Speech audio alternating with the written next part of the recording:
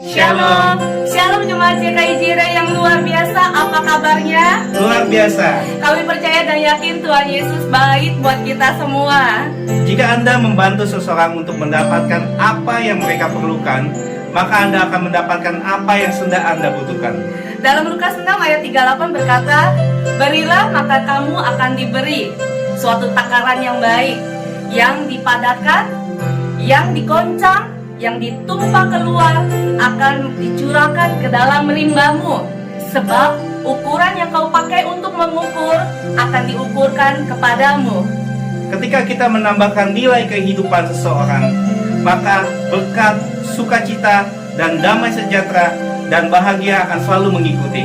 Bapak Ibu yang dikasihi Tuhan, mari siang hari ini kita beribadah bersama-sama dengan penuh antusias, sukacita bagi Yesus Tuhan Raja kita.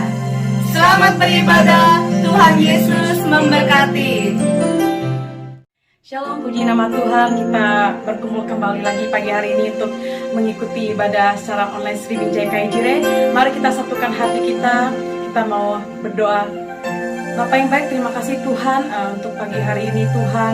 Kami bersyukur sepanjang untuk penyertaan-Mu di sepanjang minggu ini Tuhan. Kami tahu kami ada sampai hari ini Tuhan, semua karena kebaikan Tuhan, semua karena kemurahan Tuhan. Kalau sebentar lagi Tuhan kami mau mulai ibadah kami rindu hadirat-Mu dinyatakan tempat ini. Kau puaskan kami dengan hadirat-Mu Tuhan. Terima kasih Tuhan, hanya di dalam nama Tuhan Yesus kami berdoa dan mengucap syukur. Sama-sama kita katakan amin.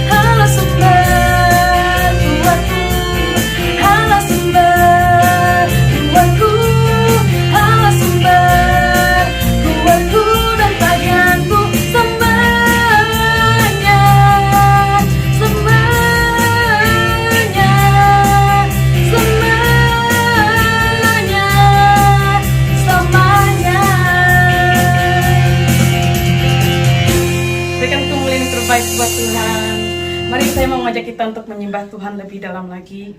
Kita siapkan hati kita satukan hati kita.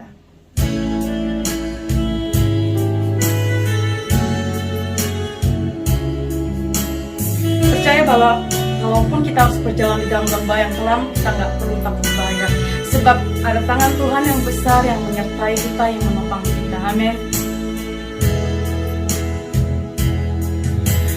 Walau ku harus berjalan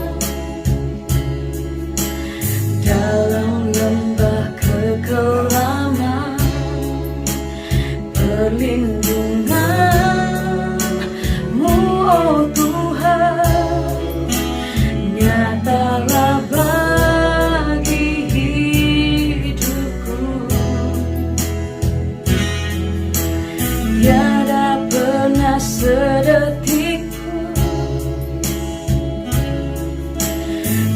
tiada pernah kau tinggalkan. Sungguh mulia dan sempurna, hanya kau layak disembah.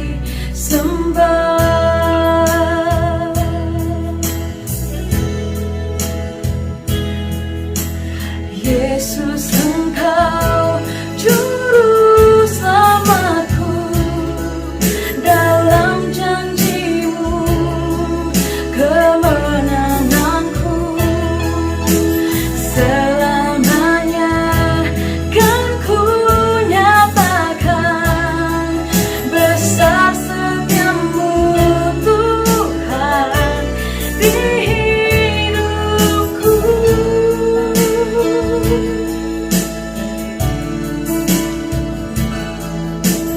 Walau ku harus berjalan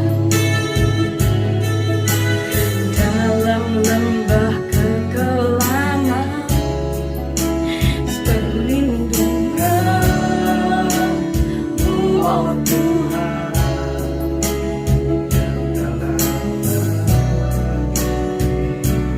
Hidupku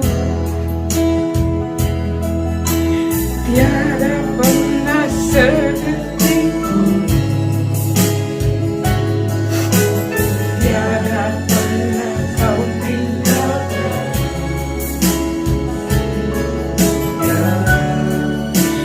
Dan sempurna, hanya kau layak disembah.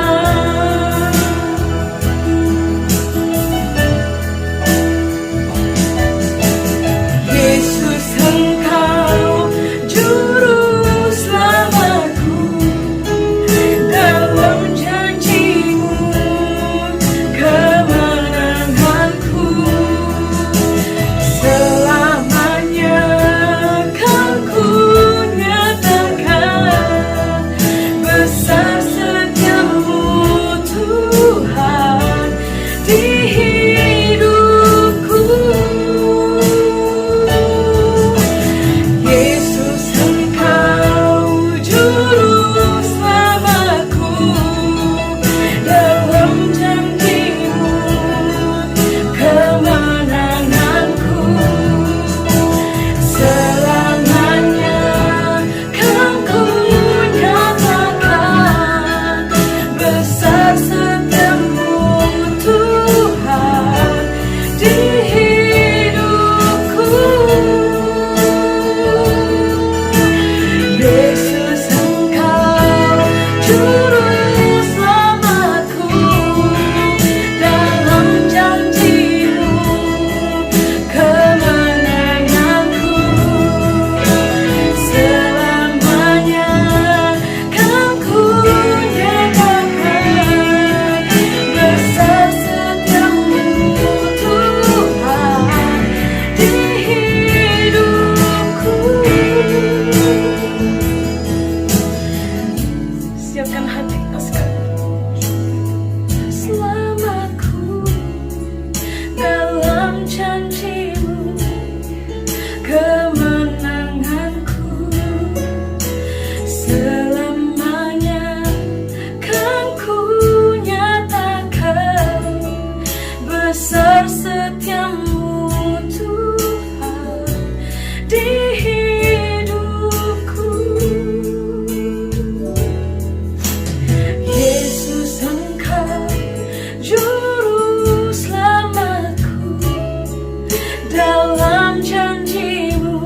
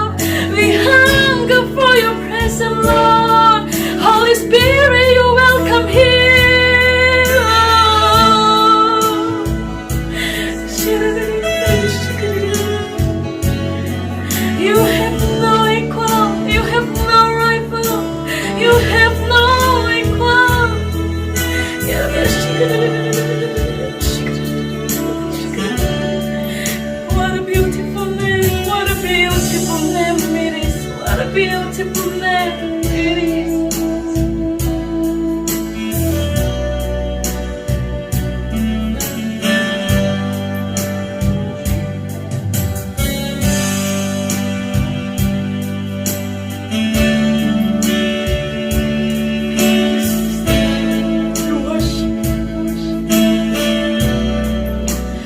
You have no rival, you have no equal, now and forever, God, you reign. Yours is the kingdom, yours is the glory, yours is the name above all names. You have no rival, you have no equal, yours is the name. Yours is the kingdom, yours is the glory, yours is the name above all names. Yours is the rival, you have no equal, now and forever, God, you reign. Yours is the glory, yours is the glory, yours is the name above all names. What a beautiful name it is, what a beautiful name it is, the name of Jesus Christ my King. Your beautiful name it is, nothing compares to this. What a beautiful name it is, the name of Jesus. What a beautiful name it is, what a beautiful name it is, the name of Jesus Christ my King. What a beautiful name it is, nothing compares to this. What a beautiful name it is, the name of Jesus.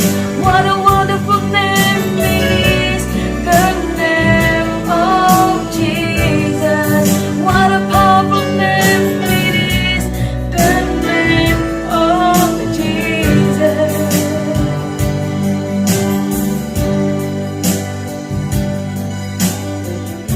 Sungguh Tuhan, nama yang begitu indah, nama yang begitu luar biasa Tuhan. Kalau sebentar lagi Tuhan, kami mau mendengar firman-Mu, urapi setiap kami, urapi hamba-Mu Tuhan yang menyampaikan firman-Mu Tuhan. Biar kami boleh terus belajar dan bertumbuh dalam firman-Mu Tuhan, karena firman-Mu adalah kebenaran dalam hidup kami. Terima kasih Tuhan, hanya di dalam nama Tuhan Yesus kami berdoa dan mengucap syukur. Haleluya. Amin. Haleluya, selamat pagi Bapak Ibu Saudara yang dikasihi Tuhan. Kembali kita akan bersama-sama merenungkan kebenaran firman Tuhan pada hari ini. Mari kita akan berdoa sekali lagi sebelum kita akan membaca firman Tuhan dan merenungkannya bersama. Terima kasih ya Tuhan, pagi hari ini kembali kami boleh memuji dan memuliakan nama-Mu. Saatnya kami akan bersama-sama belajar akan kebenaran firman-Mu. Biar setiap kami boleh memahami akan firman Tuhan pada hari ini. Berikan pewahyuan yang baru dan memberkati setiap kami. Terpuji nama Tuhan, di dalam nama Yesus kami berdoa. Haleluya. Amin. Bapak Ibu yang dikasihi Tuhan, hari ini kita akan menyelesaikan serial kita tentang manusia dan dosa. Ya, 3 seksi sudah kita pelajari bersama-sama bagaimana manusia itu merupakan satu ciptaan yang unggul dari Bapa kita, Sang Pencipta itu. Kemudian kita melihat bahwa manusia itu serupa dan segambar dengan Dia ketika diciptakannya. Dan minggu yang lalu kita sudah belajar manusia itu memang makhluk yang sempurna. tetapi sempurnanya harus di dalam keterbatasan yang Tuhan tentukan. Nah, Bapak Ibu yang dikasihi Tuhan, hari ini kita akan mendalami apa yang disebut dengan dosa, karena manusia sudah jatuh dalam dosa. Manusia itu disebut adalah makhluk sebagai budak dosa, the slave of the sin. Bapak Ibu Saudara yang dikasihi Tuhan, dosa itu semua orang itu juga sudah dikatakan oleh firman Tuhan itu sudah berbuat dosa. Bapak Ibu, mari kita akan melihat beberapa bagian dari firman Tuhan. Yang pertama kita akan membaca dari kitab Kejadian pasal 3 ayat 1 dan kelima. Kemudian nanti kita lanjutkan dengan kitab Roma pasal 3 ayat yang ke-23. Manusia jatuh ke dalam dosa. Adapun ular ialah yang paling cerdik dari segala binatang di darat yang dijadikan oleh Tuhan Allah. Ular itu berkata kepada perempuan itu, "Tentulah Allah berfirman, semua pohon dalam taman ini jangan kamu makan buahnya, bukan?" Lalu saut perempuan itu kepada ular itu, "Buah pohon-pohonan dalam taman ini boleh kami makan, tetapi tentang buah pohon yang ada di tengah-tengah taman, Allah berfirman, jangan kamu makan ataupun raba buah itu, nanti kamu mati."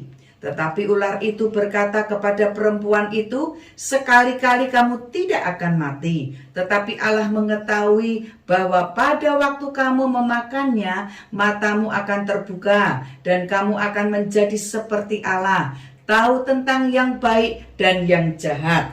Roma 3 ayat yang ke-23, karena semua orang telah berbuat dosa dan telah kehilangan kemuliaan Allah. Bapak Ibu, dosa, kalau kita berbicara soal dosa, kita tahu bahwa semua orang sudah jatuh di dalam dosa. Karena memang Adam pada waktu itu memilih untuk melanggar perintah Tuhan. Kalau kita berbicara soal semua orang sudah berdosa, rasanya kalau dari sisi manusia ya menjadi hal yang biasa saja kan ya. Kalau semua juga sudah berdosa. Tetapi kalau kita lihat dari sisi pandangannya Tuhan, dosa dan manusia semua sudah berbuat dosa, itu merupakan satu kesedihan yang luar biasa.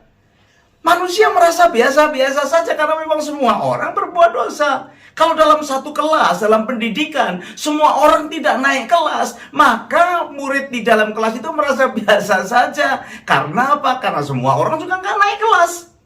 Tetapi orang tua daripada murid itu yang menjadi susah, menjadi sedih. Pasti ada yang tidak beres dengan anak-anaknya. Nah, Bapak Ibu sudah dikasih Tuhan, hari ini kita akan mulai memahami atau mengerti lebih dalam lagi mengenai dosa. Tidak hanya sekedar kita tahu bahwa manusia sudah berbuat dosa dan kemudian kita tidak merespon kehidupan kita. Mari kita lihat dari pandangan Tuhan. Kita melihat betapa hatinya Tuhan itu menjadi sedih karena apa? Ciptaan yang unggul, ciptaan yang dibuat serupa dan segambar dengan Dia. Ciptaan yang sempurna dari segala ciptaan yang lain ternyata sudah jatuh di dalam dosa. Itu kesedihan yang luar biasa. Bukannya Tuhan itu gagal dengan ciptaannya, tetapi Tuhan itu menjadi sedih kenapa ciptaan yang sempurna yang dibuat itu memilih untuk jatuh di dalam dosa. Nah, Bapak Ibu yang dikasihi Tuhan, Alkitab tadi berkata bahwa ketika manusia memilih untuk makan buah pengetahuan yang baik dan benar, ya, maka dia jatuh di dalam dosa itu, melanggar perintah Tuhan. Dan Alkitab berkata, engkau akan mati loh, gak akan terpisah. Buat Adam pada saat itu dan Hawa tidak punya ide apa itu mati, apa itu dosa, ya. Karena memang pada waktu itu belum ada yang mati, ya. Baru mereka berdua, jadi nggak ngerti mati itu apa, nggak mengerti itu artinya terpisah dari Tuhan, tidak mengerti artinya dosa. Nah, dan Tuhan juga pada waktu itu tidak menjelaskan kenapa pohon itu tidak boleh dimakan.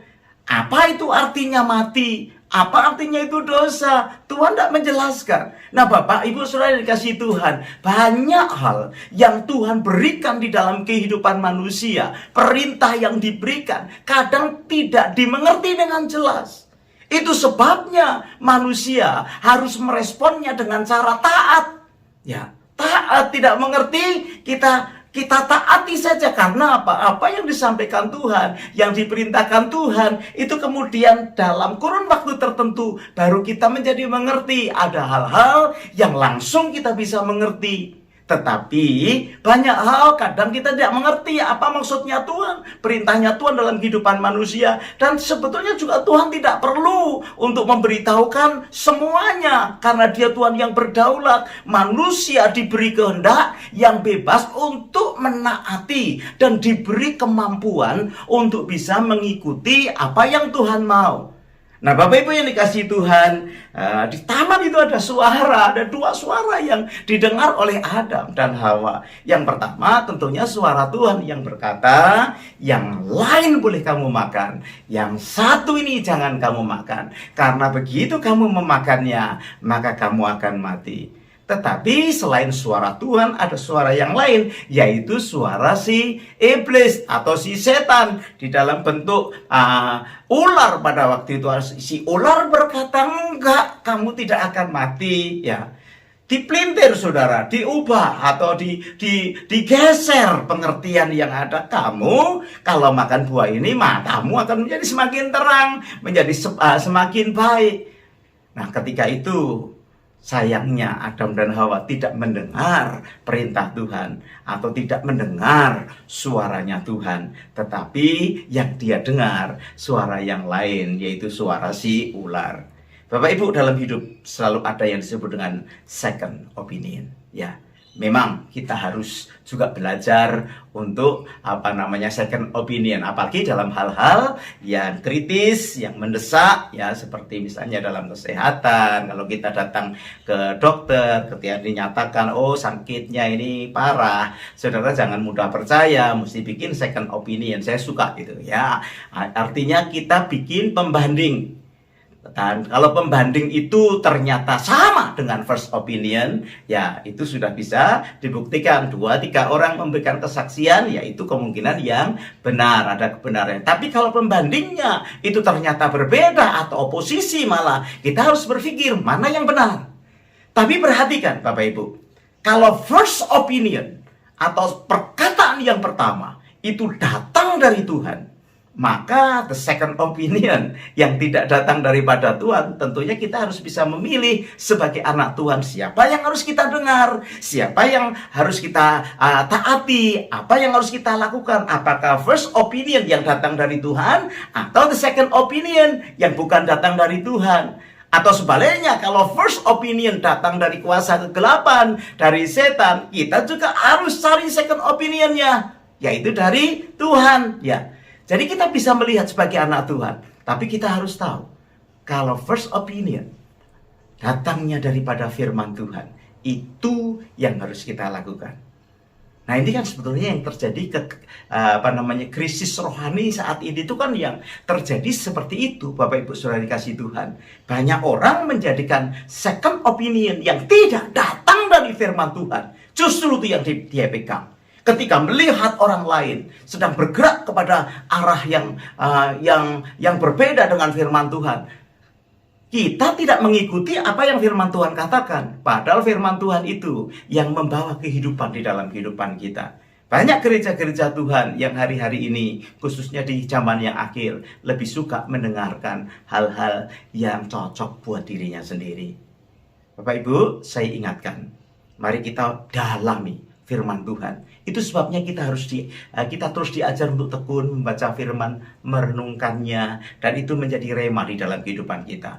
Baik sih mendengar rema-rema yang datang dari hamba-hamba Tuhan yang lain, tetapi sebetulnya nanti kita melihat kita bisa miss the target, kita bisa meleset dari tujuan Tuhan dalam kehidupan kita hanya karena kita mengikuti arahan-arahan dari banyak orang. Tetapi kita tidak merenungkan untuk diri kita sendiri, apa itu yang menjadi arahan dari Tuhan. Nah, Bapak Ibu yang dikasihi Tuhan, sejak Adam jatuh di dalam dosa, semua orang itu memiliki yang dilahirkan atau keturunannya itu memiliki status sebagai orang yang berdosa.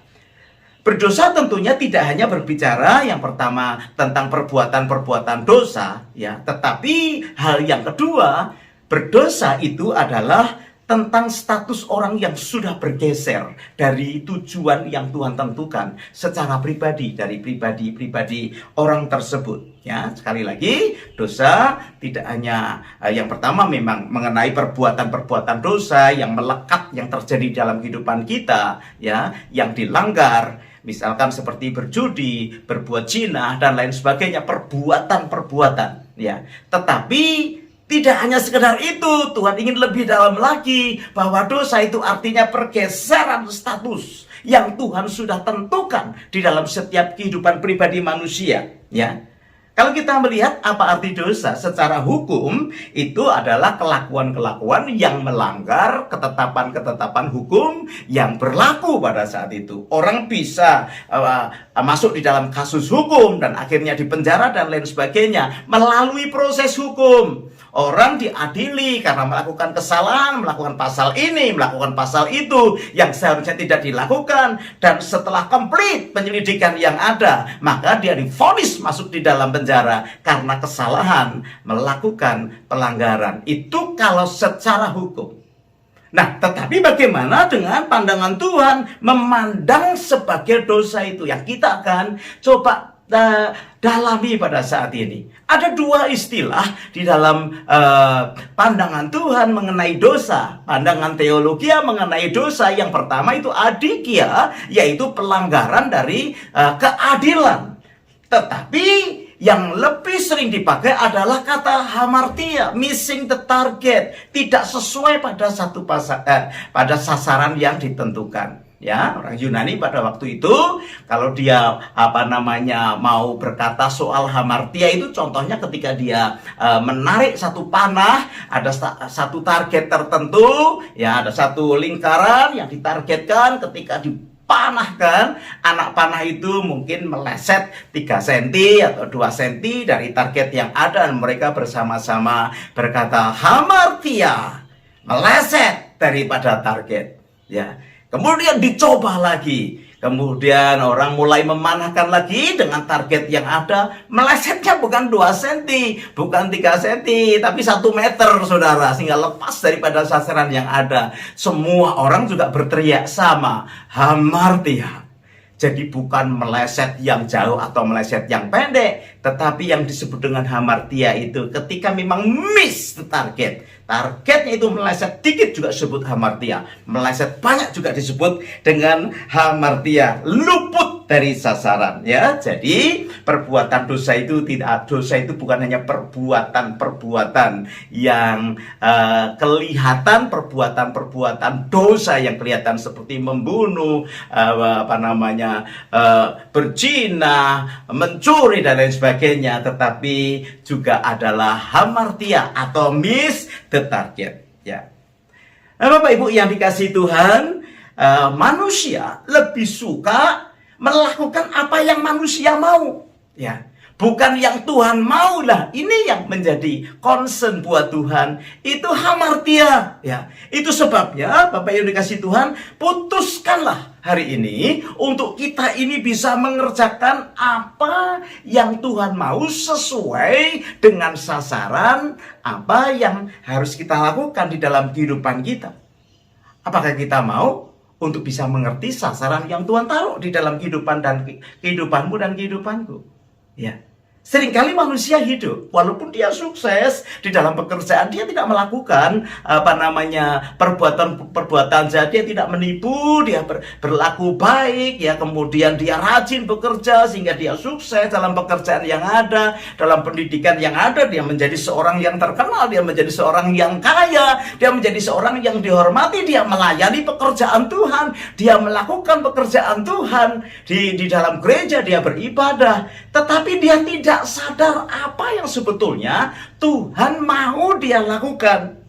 Nah, Bapak Ibu, ini dikatakan sebagai hal yaitu salah sasaran di dalam kehidupannya. Ada sesuatu yang Tuhan mau, tetapi dia tidak tahu. Nah, banyak anak-anak Tuhan yang sesungguhnya tidak memiliki pemahaman tentang untuk apa Tuhan ciptakan dia. Saya rasa banyak hal Tuhan punya rencana. Itu sebabnya harus bisa dibangun dari hubungan pribadi dengan Tuhan. Saya yakin sebagai anak Tuhan kita sering mendengar atau sering kita mendapatkan himbauan untuk memiliki hubungan pribadi dengan Tuhan. Sebetulnya tujuannya adalah untuk kita bisa mengerti apa yang menjadi rencana Tuhan di dalam kehidupan kita. Itu sebabnya kita jangan bermain-main dengan kehidupan kita karena kita merasa sudah fine, kita merasa sudah baik, kita merasa mungkin sudah dibutuhkan oleh orang lain. Tetapi coba sekarang ini kita tingkatkan lagi, karena manusia sudah jatuh di dalam dosa. Jadi concernnya Tuhan itu bukan keberhasilanmu di dalam kehidupan di atas muka bumi ini. Tapi concernnya Tuhan bagaimana engkau menyadari kembali apa yang menjadi rencananya dia di dalam kehidupan kita. Banyak kita yang sudah merasa fine karena memang kita tidak melakukan hal-hal yang buruk. Atau kita sudah menjadi orang yang baik. Tetapi Tuhan masih merasa sedih karena kita tidak sadar apa yang menjadi sasaran kehidupan kita. Ya, kalau saya tidak menjadi hamba Tuhan, hari ini saya tidak tahu apa yang terjadi dalam kehidupan saya. Mungkin saya sudah menjadi seorang ahli hukum yang terkenal, ya, atau mungkin saya menjadi seorang notaris yang terkenal. Kenapa saya berkata begitu? Karena teman-teman saya dalam perjuangan pendidikan pada waktu itu, hari-hari ini mereka mencapai puncaknya di bidang mereka masing-masing. Dan saya tahu, kalau saya tidak mengerti panggilan Tuhan yang secara khusus dalam kehidupan saya, mungkin saya sudah menjadi seorang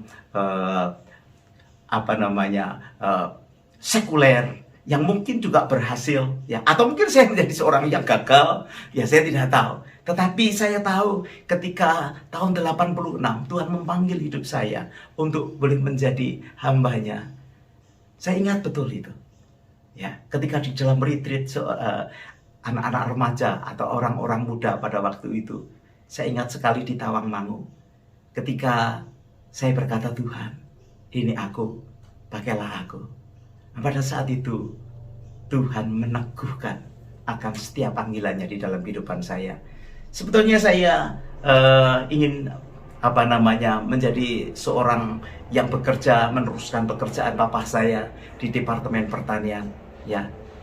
Tetapi saya tahu ketika itu pertama kali saya menerima Tuhan secara pribadi dalam kehidupan saya, turning point di dalam iman saya. Saya memang sejak kecil sudah Kristen, saya dibaptis juga waktu kecil. Tetapi saya tahu persis apa yang menjadi rencana Tuhan dalam kehidupan saya, menjadi hambanya. Dan itu tidak gampang. Sekali lagi, orang yang berjalan dalam Tuhan, ketika dia dibawa tinggi oleh Tuhan, ingat baik-baik, cobaannya juga besar, anginnya juga besar, banyak tantangan yang harus kita hadapi. Tetapi bagaimana kita belajar memahami rencana Tuhan? Ketika kita jatuh, kita bangun lagi.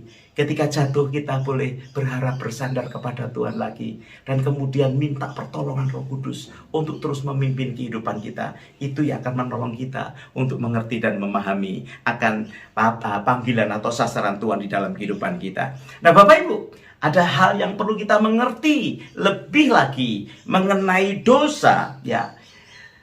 Yang pertama, tadi kita melihat bahwa dosa itu juga adalah perbuatan-perbuatan yang salah, yang melekat dalam kehidupan kita, yang kadang sulit sekali, bahkan sudah bisa menjadi addiction. Tetapi dengan pertolongan Roh Kudus, kita juga akan bertumbuh di dalam pemahaman tentang perbuatan-perbuatan yang salah. Dan yang kedua, yaitu yang saya ingin tekankan pada saat ini tentang status yang berubah atau pergeseran status.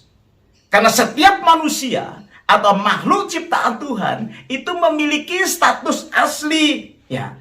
Apa status asli yang Tuhan beri dalam kehidupan yang ada buat Tuhan yang sudah bergeser ini yang menjadi concern. Malaikat juga ciptaan Tuhan, dia punya status, ya. Statusnya Apa ketika dia diciptakan? Manusia tidak melakukan perbuatan-perbuatan yang jahat menurut saya. Kalau kita melihat malaikat katanya jatuhnya karena kesombongan. Menurut saya Alkitab tidak pernah mencatat Alkitab jatuhnya karena kesombongan. Itu cara berpikir kita aja yang merumuskan atau merangkumkan ya. Kalau kita melihat di dalam kitab Yesaya pasalnya yang ke-14 ayat 12, bukan karena kesombongan, yang dia memang sombong ya, tetapi bukan karena itu. Malaikat jatuhnya karena pergeseran status, keinginan untuk menjadi seperti Allah ya. Keinginan untuk menjadi sama seperti Tuhan. Bergeser. Karena dia makhluk ciptaan. Ketika dia mau menjadi sama seperti Tuhan, salah. Nah, manusia juga hal yang sama. Bukankah kita juga selalu berkata, saya ingin mau menjadi seperti Yesus, saya ingin menjadi seperti Tuhan. Nah, itu baik, tetapi seperti Tuhan yang apa? Seperti Tuhan, seperti aku ingin seperti Tuhan tentang kesuciannya, iya. Tentang kekudusannya, iya. Tentang kerajinannya, iya. Tentang kasihnya, iya. Itu yang perlu kita ingini. Tetapi ketika manusia ingin menjadi sama dengan Tuhan, itu mulai bergeser. Ya. Nah, ini sebetulnya yang menjadi concern Tuhan di dalam kehidupan manusia. Manusia sebagai makhluk ciptaan, ya. Jangan kita ini mau menjadi sama seperti Tuhan, artinya menjadi sama dengan Tuhan. Bukan. Hakikatnya boleh. Bagaimana Herodes bisa begitu mati dimakan cacing-cacingnya? Kalau dalam kitab Kisah Para Rasul disampaikan. Kenapa? Karena dia ingin sama seperti Tuhan. Semua orang memuji dan menyembah dia. Kita melihat juga kisah Nebukadnezar, ya. Kenapa dia menjadi seperti hewan atau seperti lembu atau sapi dalam masa sekian tahun, 7 masa? Saudara, kenapa? Karena dia mau meninggikan diri, kehebatannya dan luar biasa. Satu kali juga di dalam kitab Daniel ada raja yang disebut dengan Nebukadnezar. Oh, dia mengundang pesta pegawai-pegawainya. Dia memperlihatkan kekayaan yang luar biasa. Kenapa? Ingin menjadi sama seperti Tuhan. Tiba-tiba ada tangan yang besar menulis di tembok itu, Mene, Tekel, Ufarsi. Kamu sudah ditimbang. Ternyata memang terlalu ringan. Selesai waktumu. Kemudian bangsa yang besar itu kemudian dikalahkan oleh musuhnya. Bapak Ibu yang dikasihi Tuhan, agak sangat mustahil sih sebetulnya, ya. Bangsa Babel itu dikalahkan ya. Karena apa? Karena temboknya aja luar biasa, tebal luar biasa, pertahanannya luar biasa. Tetapi ketika rajanya ingin menjadi sama seperti Tuhan, maka Tuhan menghancurkannya. Nah, Bapak Ibu yang dikasihi Tuhan, status yang berubah, pergeseran yang berubah, itu disebut dosa atau hamartia. Is the target. Yang ketiga, yang terakhir, yang pertama tadi adalah perbuatan-perbuatan jahat kita disebut dosa. Yang kedua, pergeseran status dari ciptaan mau menjadi sama dengan pencipta, itu juga hamartia. Dan yang ketiga, tadi di dalam Roma pasal 3 ayat 23 sudah disampaikan, adanya atau kurangnya kemuliaan Allah di dalam manusia itu menjadikan dosa. Orang yang kurang sehat itu disebut sakit, gitu. Orang yang kurang pintar disebut ya bodoh, ya. Orang yang kurang nafas bisa disebut orang sesak nafas. Kalau sesak nafasnya kebanyakan ya bisa mati, saudara. Nah, saudara dikasih Tuhan, kita melihat adanya kekurangan sesuatu itu terjadi di dalam kehidupan manusia. Manusia diciptakan sempurna, tetapi kita melihat karena dia memilih hal yang salah, maka kehilangan sesuatu. Tidak menjadi utuh lagi. Sudah robek, dan robekannya itu hilang. Mulianya itu hilang. Ya, Bapak Ibu yang dikasihi Tuhan, sebagai contoh saja, kalau kita ini melakukan dosa atau kesalahan atau melakukan perbuatan-perbuatan yang salah, seperti sesi yang pertama tadi, di bagian yang pertama tadi, melakukan kesalahan, maka kita ini merasa malu kalau ketahuan. Betul nggak Bapak Ibu? Hilang gitu. Kalau kita lihat para koruptor yang ketangkap basah ketika ditaruh di layar TV, di kamera, jarang di antara mereka yang dengan tegak kepala memperlihatkan wajahnya. Selalu ditutupi, sambil jalan ditutupi. Kenapa? Karena malu. Malu itu adalah musuhnya mulia. Ya. Orang yang malu itu berarti sudah kehilangan sebagian daripada kemuliaan. Betul Pak? Orang yang kehilangan kemuliaan, dia tidak akan tegak berjalan ke depan. Dia pasti tertunduk atau menutup mukanya. Adam dan Hawa juga hal yang sama. Ketika dia jatuh di dalam dosa, kehilangan itu kemuliaan Tuhan. Dia tutupi bagian-bagian dan dia berkata, aku malu. Kenapa? Karena kemuliaannya sudah robek. Kemuliaannya sebagian sudah hilang. Manusia juga hal yang sama. Seorang wanita yang hamil besar, dia akan berjalan dengan tegak. Kalau kehamilannya itu dihasilkan dari satu pernikahan yang sempurna, pernikahan yang baik. Ada suaminya, ketika ditanya, apa itu yang ada di perutmu? Ini adalah anak daripada suamiku yang menikah dengan aku. Tapi perhatikan, kalau ada orang yang hamil di luar nikah dan bahkan tidak tahu siapa ayah daripada anak itu, dia pasti akan malu. Dia akan lebih sering mengurung diri. Dan ketika orang bertanya, apa itu yang ada di perutmu? Dia akan dengan mungkin susah menceritakan cerita yang sebenarnya. Saya tidak tahu kalau zaman terakhir ini orang merasa bangga ketika hamil tidak ada suaminya. Ya, tetapi pada umumnya kalau kehamilan disebabkan karena dosa, bukan dengan suami yang sah, atau bahkan dia tidak tahu dengan siapa dia menghasilkan anak itu, orang itu pasti akan malu. Itu kemuliaan yang hilang. Nah, Bapak Ibu Saudara yang dikasihi Tuhan, ada kurangnya. Dan kurangnya itu kita sebut dengan cacat. Sehingga itu yang disebut dengan dosa. Tidak lagi kita ini bisa menjadi orang yang utuh. Itu sebabnya ada pertanyaan Tuhan yang luar biasa. Ketika dia berkata atau bertanya, kalau garam itu sudah menjadi tawar, bagaimana dia diasinkan? Dan sampai hari ini tidak ada orang yang bisa menjawab. Unanswered question daripada Tuhan Yesus. Banyak pertanyaan yang bisa dijawab, tapi pertanyaan ini tajam dan dalam. Bukankah kita ini garam dunia, terang dunia? Bagaimana kalau garam itu sudah tidak asin? Bagaimana mengasinkannya? Alkitab berkata, nggak bisa, selain dibuang dan diinjak oleh orang. Nah, Bapak Ibu Saudara dikasihi Tuhan, hari ini ada satu challenge yang kita harus hadapi. Kita semua adalah orang yang berdosa. Lalu apa yang harus kita buat? Mau sampai kapan kita bergeser dari status yang Tuhan mau? Kita melihat penebusan yang datang daripada Tuhan ditawarkan di dalam kehidupan kita. Jangan berlambat-lambat untuk kita hidup di dalam pemahaman yang salah. Ya, mungkin kita sudah tidak lagi melakukan perbuatan-perbuatan yang buruk atau perbuatan-perbuatan yang jahat.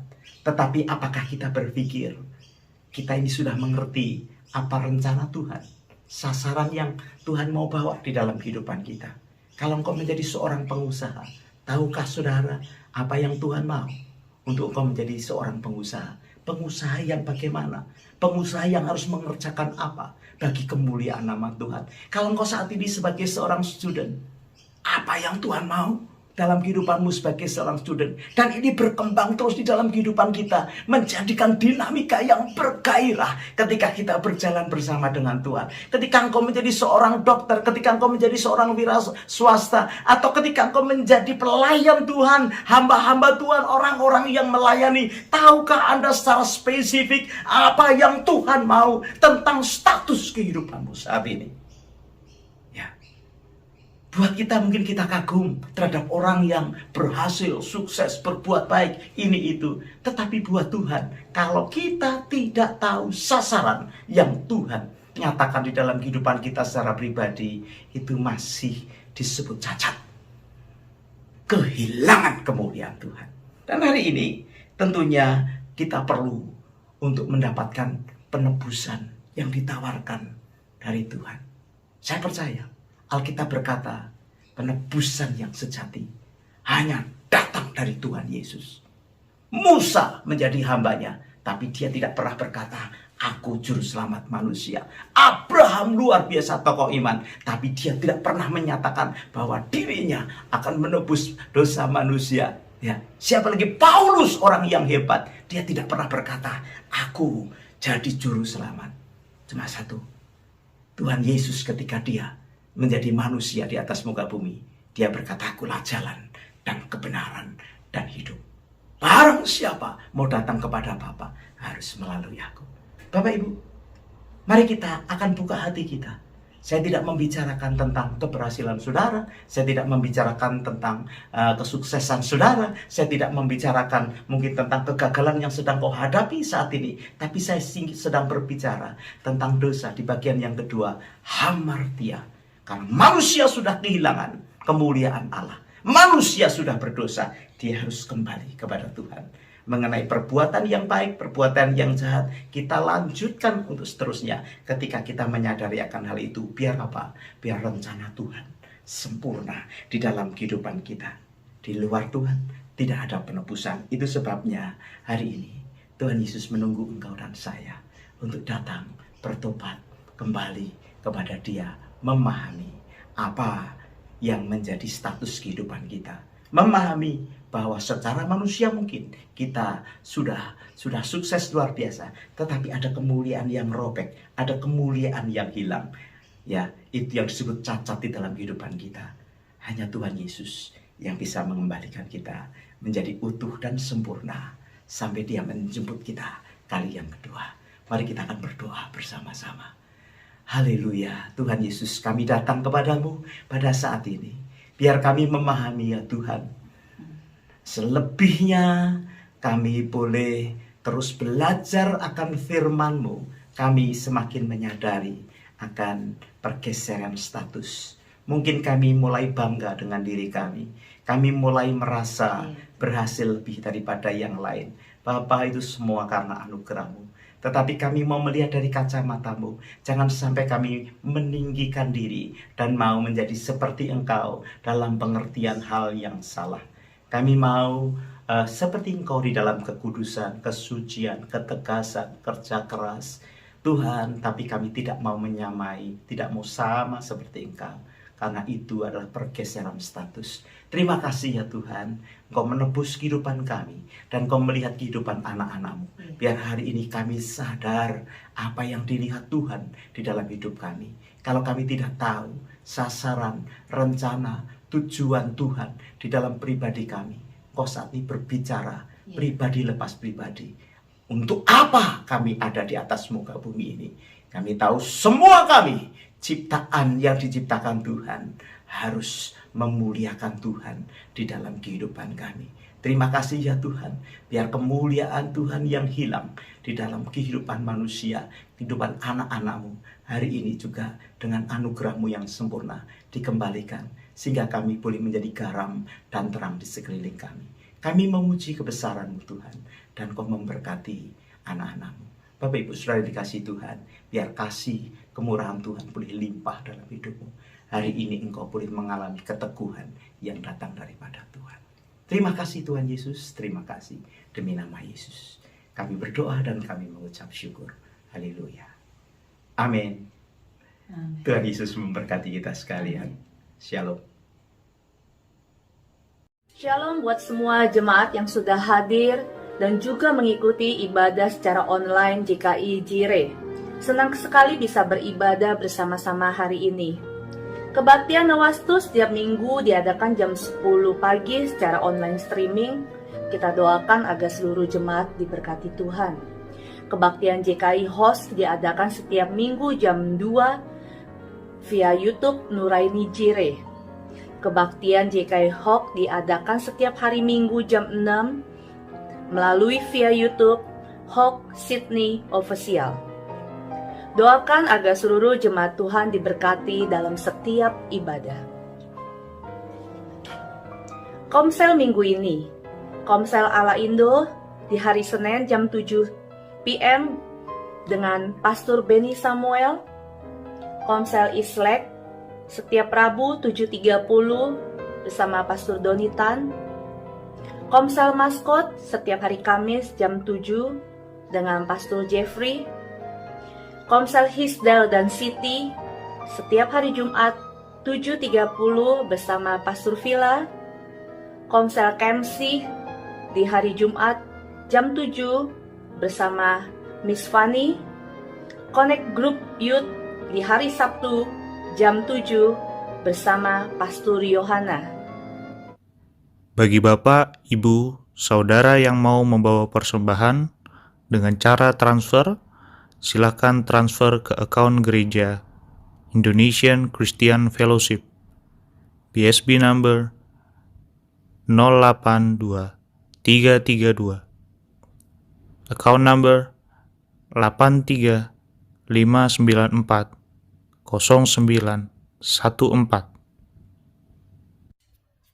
Mari Bapak Ibu yang terkasih, saudara-saudara sekalian, kita bersatu hati dalam doa persembahan dan beberapa doa syafaat kita. Bapak Tuhan Yesus yang kami sembah, kami mengucap syukur ya Bapak pada hari ini, penyertaan Engkau sepanjang hari ini, sepanjang minggu ini ke dalam tangan-Mu ya Bapak. Hidup kami terus Kau naik, Kau bawa naik ya Bapak. Bapak, kami berdoa ya Bapak untuk persembahan-persembahan yang kami bawa pada hari ini, persembahan syukur kami, persembahan perpuluhan kami Bapak, persembahan kasih kami ya Bapak. Kiranya tangan-Mu yang terus memberkati tangan-tangan yang memberi Tuhan, karena kami percaya Tuhan segala berkat finansial, berkat kesehatan, semua yang terbaik yang datang daripada Engkau ya Bapak. Terima kasih ya Bapak, kami juga mengucap syukur untuk ibadah yang berjalan dengan baik dari awal pertengahan sampai akhir ya Tuhan. Biar jemaat-Mu ya Bapak terus ya Bapak mendapatkan hikmat rema, kekuatan dari semua firman-firman yang keluar. Bukan hanya pemberitahuan yang baik, bukan hanya, tapi merupakan kekuatan bagi diri kami ya Bapak. Terima kasih Tuhan Yesus. Kami mau menaikkan beberapa doa syafaat kami ya Bapak, terutama kami mengucap syukur ya Bapak untuk situasi yang sudah berjalan dengan sangat baik di kota New South Wales, Sydney, Australia ini ya Bapak. Kami mengucap syukur pada saat lockdown pandemik yang telah berlalu ya Bapak, pelindungan Engkau terhadap kami hamba-hamba-Mu, anak-anak Tuhan senantiasa terus ya Bapak, tangan-Mu bekerja ya Bapak. Kami berdoa ya Bapak untuk situasi ini terus berjalan dengan baik. Dari tim pemerintahan yang ada juga ya Bapak, kami berdoa ya Bapak, biar urapan-Mu turun ya Bapak untuk pemimpin Australia, New South Wales ini ya Bapak, sehingga keputusan yang diambil ya Bapak, keputusan yang untuk kepentingan bersama rakyat ya Bapak, seturut dengan kehendak-Mu saja ya Bapak.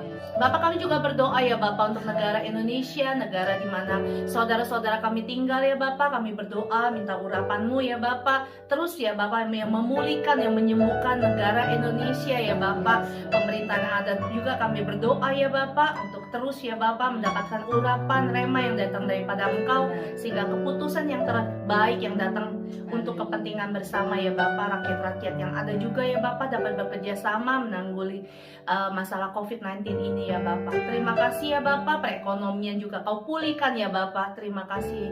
Di dalam nama Tuhan Yesus kami juga menyerahkan semua pergumulan sidang jemaat-Mu ya Bapak. Kami berdoa untuk sidang jemaat yang sakit ya Bapak, dengan bilu-bilu kuasa Tuhan Yesus, dan sembuhkan ya Bapak di dalam nama Tuhan Yesus ya Bapak. Yang membutuhkan pekerjaan juga kami doakan ya Bapak, biar Tuhan Engkau yang menyediakan pekerjaan yang tepat, pekerjaan yang cocok ya Bapak, biar anak-anak-Mu ya Bapak terus ya Bapak menaruhkan pengharapannya kepada Engkau ya Bapak. Hidupnya ya Bapak terus keangkat ya Bapak, bukan turun ya Bapak. Terima kasih ya Bapak. Kami juga berdoa untuk setiap apapun yang dalam pergumulan mereka, setiap kerinduan dalam doa mereka, Tuhan yang menjawab tepat pada waktu-Mu ya Bapak. Terima kasih Tuhan Yesus. Ke dalam nama-Mu ya Bapak kami naikkan beberapa doa syafaat kami di dalam nama Tuhan Yesus. Haleluya. Amin. Haleluya, mari kita akan segera selesai dengan ibadah kita siang hari ini. Saya percaya semua kita sudah diberkati pagi hari ini. Mulutku penuh dengan pujian dan kita terima berkat Tuhan. Haleluya. Mulutku penuh dengan pujian kepadamu ya Yesus Tuhan. Sepanjang hari ku beri penghormatan kepadamu ya Allah. Katakan sepanjang hari penuh. Sepanjang hari ku beri penghormatan kepadamu ya Allah. Bapak Ibu, tundukkan kepalamu, buka hatimu, terima berkat yang datang daripada Tuhan. Tumpangkan tanganmu sekali lagi ya Tuhan. Kau Tuhan yang baik buat setiap kami. Biar umatmu boleh terus kuat berjalan bersama dengan Engkau. Bapak Ibu yang dikasihi Tuhan, semua kita yang sudah mengikuti program ibadah pada pagi hari ini, mari kita akan berpisah satu dengan yang lain dengan membawa berkat yang besar dari Allah Bapa, cinta kasih dari Tuhan kita Yesus Kristus, dan persekutuannya di dalam Roh Kudus menyertai hidupmu dan hidupku mulai sekarang bahkan sampai selama-lamanya. Haleluya. Amin. Tuhan Yesus memberkati kita sekalian. Shalom.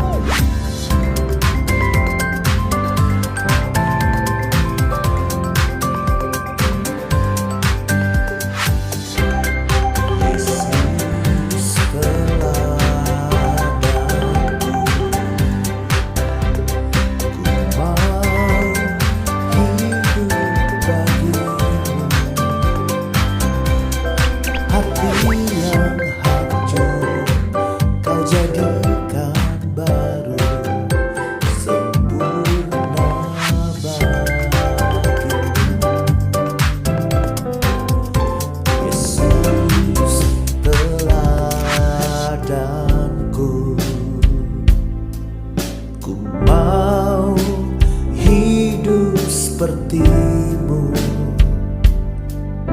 hati yang baru seperti yang kau mau, sempurna bagimu.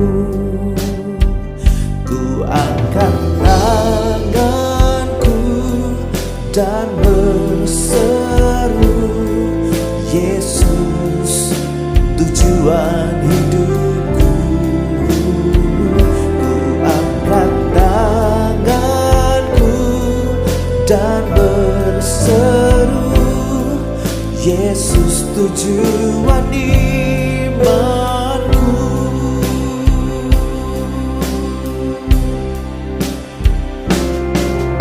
Yesus teladanku, ku mau hidup sepertimu,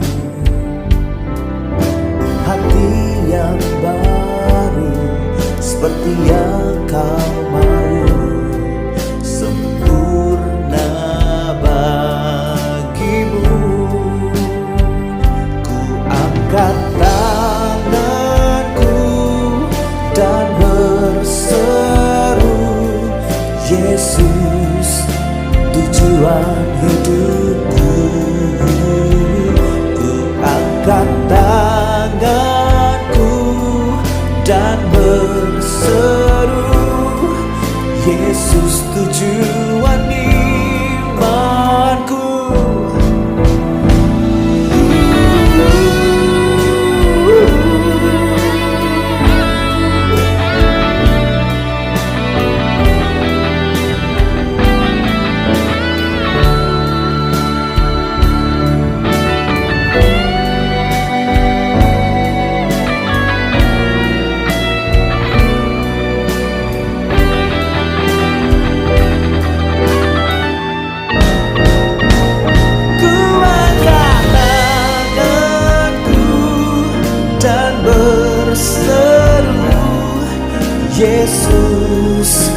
tujuan hidupku. Ku angkat tanganku dan berseru, Yesus tujuan imanku. Ku angkat tanganku dan berseru, Yesus tujuan imanku. Ku angkat tanganku dan berseru, Yesus tujuan iman.